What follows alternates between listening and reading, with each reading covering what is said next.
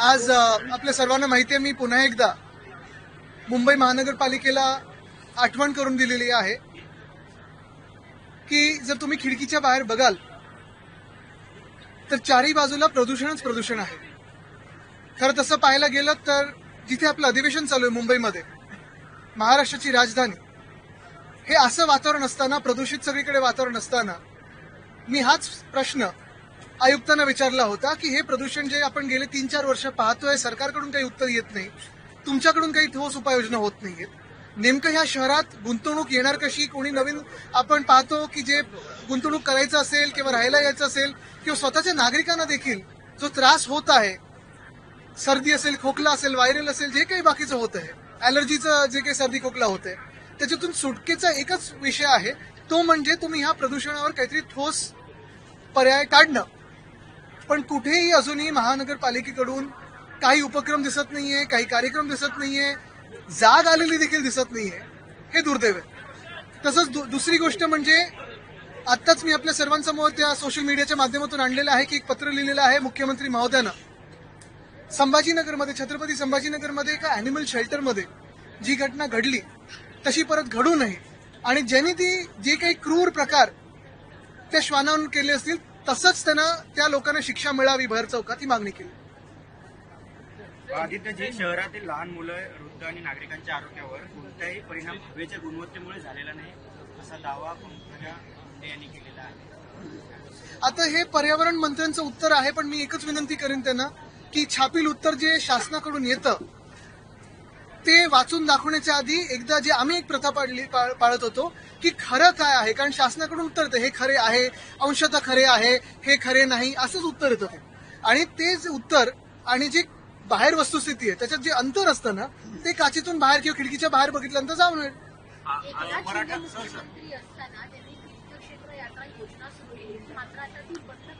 हो, मला वाटतं त्यांच्यासाठी तीर्थक्षेत्र म्हणजे केंद्रात गृहमंत्र्यांचं घर, बस. मराठा आरक्षणाच्या संदर्भामधला जो निर्णय घेण्यात आला होता तो 6 महिने झाले तरी अजून प्रत्यक्षात आलेला नाही असं दिसतंय.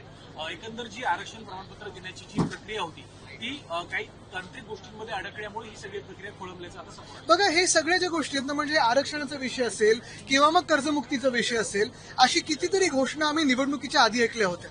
आता लाडकी बहिणीचं देखील काय झालंय, किती लाडक्या बहिणी त्याच्यातून कमी केलेल्या आहेत. आणि हेच आमचं सांगणं आहे की विरोधी पक्षनेता, कदाचित हे पहिलं बजेट सेशन असेल जिथे ना विधान परिषदेत ना विधानसभेत विरोधी पक्षनेता आहे. नेमकी भाजपला भीती एवढी का आहे, हेचं उत्तर तर मिळतच नाहीये. पण आता निवडणुका झाल्या म्हणजे सगळं काही स्थगित करायचं आणि आनंदात कारभार चालवायचा, अशी मनस्थिती आहे का? अशी मनस्थिती असेल तर हे पण सगळं गुंडाळा ना, आपण कशाला रोज रोज इथे येतोय? मग राज्यातील अल्पवयीन मुली ज्या आहेत त्या बेपत्ता होण्याचा गंभीर प्रश्न आज विधानसभेत देखील हा प्रश्न उपस्थित केला. एक आकडेवारी समोर आलेली आहे, पण ही परिस्थिती पाहता संपूर्ण आणखीन चिंता वाढत चाललेली आहे. सगळ्या परिस्थिती चिंता वाढत चाललेली आहे, पण त्याच्यावर काही मंत्र्यांकडून उत्तर आलं का हे देखील आपण पाहिलं. नुसतं सरकारने नोंद घ्यावी असं वरतून आदेश आलेले आहेत, पण सरकारने नोंद खरोखर घेतली आहे का, काय उपाययोजना करणार आहेत, त्याच्यावर कुठेही काही आलेलं नाही. चाळीत राहणाऱ्या मुंबईकरांना वाहनं पार्किंग करण्यासाठी आता पालिका भूर्दंड आकारणार आहेत. मेन म्हणजे चाळीत राहणारे जे नागरिक आहेत त्यांची वाहनं त्यांना त्या गल्ली बोळात लावता येणार नाही. हे सगळे चाळे करण्याच्या आधी जे चाळीत राहतात त्यांच्यासाठी आम्ही जे सेस नॉन सेस प्रॉपर्टीज आहेत, मुंबईत लाखो मुंबईकर टेनेंट म्हणून राहतात. मग चाळींमध्ये राहतात, इमारतींमध्ये राहतात. काही चाळींची आपण जर परिस्थिती पाहिली तर खूपच एकदम भयानक झालेली, राहण्यासारखी नाहीये. पण हे महानगरपालिका जे चाळे करत आहे ना, त्याला एकच पर्याय आहे, ते म्हणजे आम्ही सांगतो की पागडीचा कायदा त्याच्यात बदलून जे टेनेंट्स आहेत, मग पागडीमध्ये असतील किंवा नॉनसेस प्रॉपर्टीज ह्या उपनगरात आहेत, सेस प्रॉपर्टीज शहरात आहेत, दोन्हीकडे हा कायदा आणा. तिकडे जे राहतात त्यांना पहिलं संरक्षण द्या, त्यांना तुम्ही एक ओळख द्या टेनेंट्स म्हणून, त्यांचे जे काही अधिकार आहेत ते नीट ठेवा तुम्ही आणि मगच पुढचा विचार करा. दुसरी गोष्ट म्हणजे आम्ही जो कायद्यात ती तरतूद आणलेली 79A आणि B, ती अजूनही सुप्रीम कोर्टात आहे. त्याच्यासाठी केंद्र सरकारकडे किंवा आपल्या राज्य सरकारकडून त्या कोर्टामध्ये काही पाठपुरावा होतोय का? आपल्याला आठवत असेल, मी बैठक देखील मागितली होती मागच्या अधिवेशनात. आतापर्यंत त्यांना स्मरणपत्र लिहिले की अजून बैठक मिळालेली नाहीये. म्हणजे निवडणुका होऊन गेल्यानंतर, जे मी परत तुम्हाला सांगतोय की एकंदर निवडणुका होऊन गेल्यानंतर मग शहरी लोक असो किंवा ग्रामीण लोक असो, एकंदर नागरिकांकडे लक्षच द्यायचं नाही. नुसतं VIP व्हिजिट होतील त्याच्यासाठी बॅनरबाजी करायची, पण नागरिकांकडे लक्षच द्यायचं नाही, असंच हे सरकारने ठरवलेलं आहे. नियम त्यांचा वाढदिवस आहे आज. थँक्यू. लाडक्या बहिणींना गणपती देण्याचा बेस सत्ता पक्ष करतात ते एकीकडे केंद्राकडे पैसा नाही अडथळ्यात आहे काय सांगणार यावर? बघा, हा पैसा नाही आहे हे लाडक्या बहिणींमुळे नाहीये. जे सरकार आता सांगते ना की लाडक्या बहिणींमुळे भार वाढलेला आहे, हे खोटं आहे. आम्ही पण शिवभोजन थाळी सुरू केली होती, कुठेही असा भार वाढत नाही. यांचा जो भार वाढलेला आहे किंवा पैसे जे गायब होत आहेत ते ह्यांच्या भ्रष्ट मंत्र्यांमुळे होत आहेत. 74,000 कोटी पुण्यामध्ये राज्य सरकारने एक मिनिट, काय? पुण्यामध्ये काँग्रेसच्या काँग्रेसच्या कार्यकर्त्याला मारहाण झाली आहे. भारतीय जनता पार्टीच्या कार्यकर्त्यांनी मारहाण केली असं कळलं. आता कशावरनं झाली? कशावरनं झाली? काय काय विषय काय होतं? डिबेट शो कुडाईचे डिबेट शोला जे होते ते एका पुण्यामध्ये डिबेट शो झाल्यानंतर ते खाली आले. नाही, पण विषय काय? वैयक्तिक वादावरून त्यांच्या अगोदरच्या वैयक्तिक वादावरून मग मला तुम्ही सांगा, जर अशीच दोन या पक्षांमध्ये असं होत असेल तर ग्रह खातं नेमकं करते तरी काय? कोणी सुरक्षित आहे की नाही आपल्या रस्त्यांवर? मराठी शाळा 255 मराठी शाळा बंद झाल्या असं लेखी उत्तर देण्यात आलेलं आहे. आम्ही काही उपाययोजना करू असं राज्य सरकार म्हणतं. खरंच उपाययोजना होतील? बघा, शाळेत पाठवण्यासाठी हे सरकार कोणावर उत्सुक आहे असं तरी वाटत नाहीये. जसं काय चाललंय तसाच कारभार चालू आहे. महत्वाची गोष्ट हीच आहे की शाळा आणि शाळेमध्ये काय आपण नेमकं सिलेबस आपण हे करत आहोत मुलांसाठी किंवा मुलींसाठी. चांगले बाथरूम आहेत का, चांगले क्लासरूम आहेत का? मध्यंतरीच्या काळात मला आठवतं एक तरुण मुलगा महाराष्ट्रातच स्कूटरवरून फिरत होता पूर्ण महाराष्ट्रामध्ये आणि झेडपीच्या शाळा दाखवत होता. आपले सर्व लोकांनी लाईक केलंय, खूप लोकांनी कमेंट केलंय की सरकारने लक्ष द्यावं, सरकारने लक्ष द्यावं. पुढे सरकारकडून काही नाही. राज्यसभेसंदर्भात तुम्ही आग्रही आहात. काल हर्षवर्धन सपकाळ देखील म्हणाले की ही जागा आम्हाला द्या.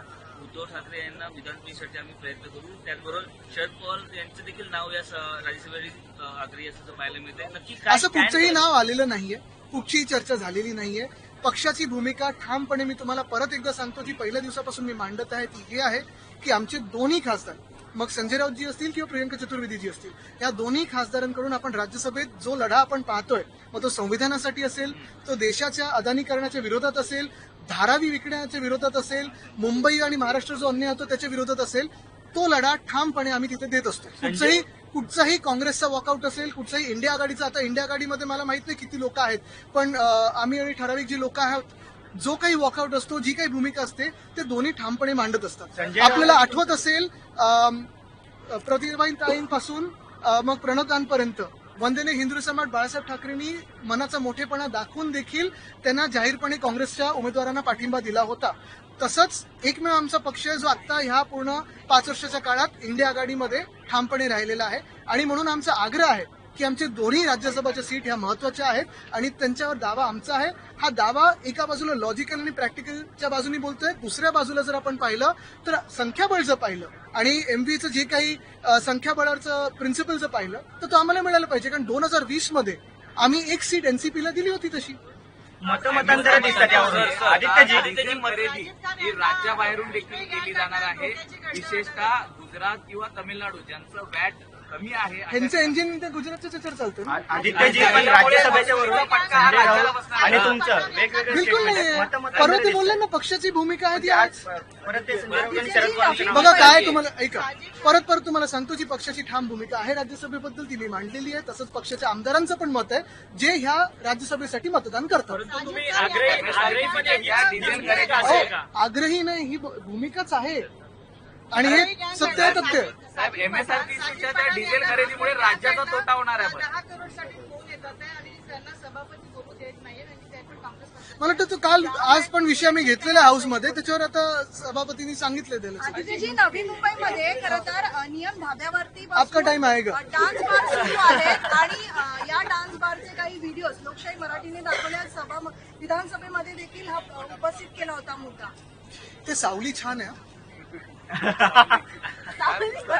प्रकरण देखील वाढत चाललेलं आहे. त्या डिझेल खरेदीमुळे राज्याला मात्र तोटा होणार आहे. त्यामुळे गुजरात किंवा तामिळनाडू या दोघांकडनं त्यांना डिझेल खरेदी करावी लागेल. बघा, अनेक गोष्टी ज्या आम्ही लोकांसमोर आणत आहोत, मग अगदी ते गिफ्ट सिटी असो, बुलेट ट्रेन असो किंवा आता हे डिझेलचं प्रकरण असो, ह्यांनी आपल्या राज्याचा तोटा होणार आहे. असे आम्ही कुठच्याही मनाचे नाही होत की जर आपल्याच देशामध्ये दुसऱ्या राज्याचा फायदा होतो आणि आपलं काही नुकसान होतंय वगैरे वगैरे, असं आम्ही बघत नाही होत. पण मुद्दाम कोणीतरी ह्याच्यात आपल्याच राज्याचं नुकसान करायचं म्हणून ही भाजपची जी भूमिका आहे त्याचा आम्ही विरोध करतो. नवी मुंबईमध्ये जे एपीएमसी पोलीस ठाणा आहे तिथे बाहेरच ड्रग्जचं प्रकरण जे आहे ते समोर आलेलं आहे. जे 2 तरुण आहेत ते दिसत आहेत त्याच्यामध्ये. पण अशा पद्धतीचं नवी मुंबईमधले हे सगळेच प्रकरण वाढत चाललेलं आहे. फक्त नवी मुंबई नाही, आज मला वाटतं अनेक आमदारांनी आमच्या दोन्ही बाजूच्या खरं तर ही चिंता व्यक्त केलेली आहे की महाराष्ट्रामध्ये ड्रग्जचं प्रकरण खूप वाढत चाललेलं आहे. काही ठिकाणी हे देखील व्यक्त केलेलं आहे सत्ताधारी आमदारांनी देखील की ह्याला कुठेतरी अधिकृत हात आणि आशीर्वाद आहेत का, छुपे आशीर्वाद आहेत का, उघड आशीर्वाद आहेत का, सरकारकडून आहेत का, प्रशासनाकडून आहेत का, गृह खात्याकडून आहेत का, ह्याच्यावर मुख्यमंत्र्यांकडून एक ठोस उत्तर आता अपेक्षित आहे. महाराष्ट्र उडता महाराष्ट्र नाही, मी आपल्या राज्यासाठी कुठचं परत दुसऱ्या राज्याशी कम्पेअर नाही करणार किंवा उगीच कोणातरी बदनाम नाही करणार. राज्यसभा सीट को लेकर जो आपके घटक दल है कांग्रेस और एनडीए कहते हैं बैठेंगे बातें करेंगे और उसके बाद तय करेंगे। चंदा रे बैठेंगे बातें करेंगे. तो फिर वो चंदा जो आपका राज्यसभा अरे चंदे पे मत बात करो यार, वो राज्यसभा की सीट मजाक को लेकर आप लोगों ने जो कुछ तय किया है आपका दावा अभी कायम एनडीए के बाकी क्या आप लोग करेंगे? हमारी बात स्पष्ट है. मैंने पहले दिन से यही कहा है कि हमारे जो राज्यसभा के सांसद हैं वो पहले दिन से ही अगर आप देखें तो हर एक भूमिका को अच्छी तरह निभा रहे हैं. फिर वो देश में संविधान का रक्षण हो, देश जो अदानी को बेचा जा रहा है, मुंबई जो अदानी को बेची जा रही है, मुंबई पे महाराष्ट्र पे जो भाजपा अन्याय कर रहा है, अत्याचार कर रहा है, उसके खिलाफ अगर कोई बुलंद आवाज उठा रहा है तो हमारे दोनों सांसद हैं और ये दोनों जगह हमारी रहनी चाहिए. वो तो एक पॉलिटिकल बात हुई, लेकिन दूसरी बात अगर आप देखिए तो एमवी जिस तथ्यों पे फॉर्म हुआ है उसमें अगर आप संख्या के हिसाब से जाए तो राज्यसभा पे हमारा दावा है और वो कायम है. इंडिया अलायंस खासकर आप आपके कैमरे के बीच आ रहे हो.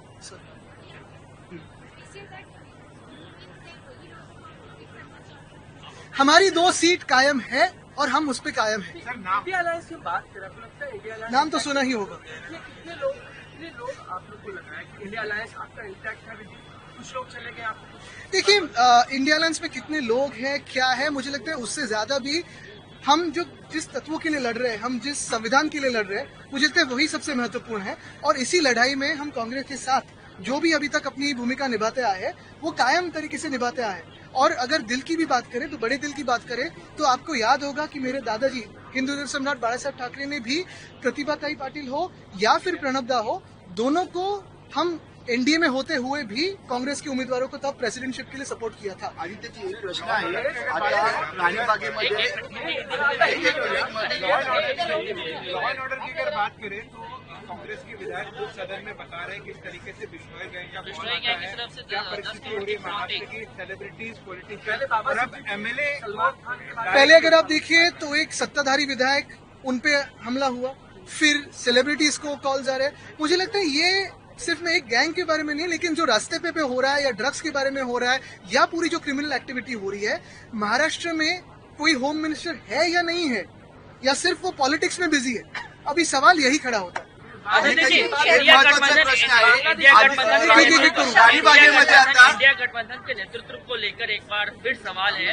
सीधा सवाल आपसे है कि कई लोग अब ये कह रहे हैं कि राहुल गांधी को साइड हो जाना चाहिए, ममता बनर्जी को जो है नेतृत्व देना चाहिए. आदित्य जी से सीधा सवाल है. देखिए, इसकी चिंता ना करें. मुझे लगता है आज देश को देश के नेतृत्व की चिंता है, क्योंकि देश में अगर आप देखें तो जियोपॉलिटिकली, जैसे बीच में राजीव शुक्ला जी ने कहा ना कि हम खुद को विश्वगुरु मानते हैं, लेकिन चेला कौन है. आज जो बीच में भी 2-3 बार अगर आप देखें तो ऑपरेशन सिंदूर के समय हो, सीज फायर क्यों बुलाया गया था? अगर हम वो जीतने वाले थे, फिर सीज फायर किसने करवाया? उसमें कोई दोस्त दुनिया भर में खड़ा रहा हमारे साथ. अगर आप इकोनॉमिकली देखें, देश में भी और देश में अन्य देशों के साथ, देश के जो अपने रिश्ते हैं दूसरे देशों के साथ, चाइना के साथ जो ट्रेड डेफिसिट हो या अभी इंडो यूएस डील हुआ है नहीं हुआ है, सेलिब्रेशन क्यों हुआ, फिर अभी रिवर्क होने वाला है. मुझे लगता है इंडिया जो अलायंस है उसके नेतृत्व की चिंता ना करें, देश के नेतृत्व की चिंता भी हमें करनी जरूरी है. शेतकऱ्यांचा विरोध आहे. एक मिनट. बड़े पैमाने में बांग्लादेशी आए, उनको उन्होंने जितने भी इलीगल थे उनको सबको भेज दिया, लेकिन दोबारा आ जाते. ऐसे तो यही मैंने कहा ना, जैसे देश को देश के नेतृत्व की चिंता है, क्योंकि अगर बांग्लादेशी इतने आ रहे हैं देश में तो कहीं ना कहीं केंद्र सरकार भाजपा की जो है पिछले 12 साल से केंद्र पे अगर आप देखें तो पूरी पकड़ बना के बैठी हुई है. कहीं ना कहीं नहीं तो पूरी तरीके से फेलियर है. अगर किसी देश में से पूरे बीच में 6-7 राज्य को क्रॉस करके महाराष्ट्र में आके बस रही है तो भाजपा की जो केंद्र सरकार है, उनके गृह मंत्री है, उनके रक्षा मंत्री है, क्या वो फेलियर नहीं है? और क्या ये मेयर बता रहे नहीं खुद कि वही फेलियर है? खुद भाजपा की मेयर कहती है कि अभी भाजपा की केंद्र सरकार फेलियर है, तो देश के नेतृत्व में उन्हें सवाल उठा है। ये बहुत बड़ा एक विषय है, गंभीर विषय। आदित्यजी, पर्यटन वाढवण्यासाठी खरं तर शक्तीपीठला शेतकऱ्यांचा विरोध आहे आणि विरोध असताना देखील ते बांधलं जात आहे. काय म्हणतात? कारण जी सरकारला शक्ती पाहिजे ती सगळी शक्ती त्यांना कॉन्ट्रॅक्टर्स कडून घ्यायची आहे, म्हणूनच तो रस्ता बांधला जात आहे. राणीबागेमध्ये पर्यटन वाढवण्यासाठी एक शेवट हा आणि मग शेवटचा इथे घेतो. तिथून नाही येत, तुमच्यावरती आता बोट दाखवते. एयरपोर्ट पे कभी एक शेड होता था, टेम्परेरी शेड, तो जहाँ लोग रमजान अदा करते थे, तो उनसे टैक्सी और रिक्शा वाले को हटा दिया, मात्र से मांग हो रही कि वहाँ रखा जाए. हालांकि सुप्रीम कोर्ट ने शायद हाईकोर्ट ने अगर एमएमआरडी बना के दे सकती तो करें, लेकिन इसमें विरोध के सुर भी. क्या लगता है होना चाहिए लोगों को रमजान की? ये बहुत ही माइक्रो लोकल इशू है, मुझे इस पे थोड़ी क्या लीगैलिटी है उस पर देखना पड़ेगा. हमने हाउस में खासकर अभी- देखा है कि अभी आता गुजरातमधून सिंह मागवला तुम्ही राणीबागेचा हा, कधी राणीबागेमध्ये गुजरातमधून आता सिंह मागवला जाणार आहे पर्यटन वाढवण्यासाठी. ठीक आहे, बघा ना, उलट त्यांच्याकडून एशियाटिक लायन जर आले, हे आपल्याला आठवत असेल, मध्य प्रदेश देखील शिवराज सिंग चौहान साहेब जेव्हा मुख्यमंत्री होते तेव्हा एशियाटिक लायन्स तिथे आणण्याचा प्रयत्न करत होते, कारण तिथे जेनेटिक पूल हा इंटरब्रीडिंगमुळे खराब होत चाललेला आहे. तो जर आपल्याला टिकवायचा असेल आणि एशियाटिक लायन्स आपल्याच देशात आहे, जर ते टिकवायचे असतील तर आपल्याला ते थोडं वेगळं वेगळं करून जे सायंटिफिकली वेगळं करायचं असेल ते आपल्याला करायला लागेल. तरी देखील माझा दावा हाच राहील की पेंग्विन सारखी यशोगाथा मला दुसऱ्या कुठच्याही राज्यात दाखवा.